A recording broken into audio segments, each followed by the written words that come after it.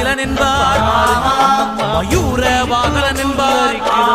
மருதமலை ஆண்டவன் என்பார், சென்னிமலை சுவாமி என்பார், சிவன்மலை வேலா என்பார், ஞானவழி வேலன் என்பார், வேலாயுத சுவாமி என்பார், தேவாதி தேவன் என்பார், ஸ்கந்த குரு என்பார், அப்பையிடம் ஆசி பெற்றவனாம், அப்பனுக்கே பாடம் சொன்னவனா,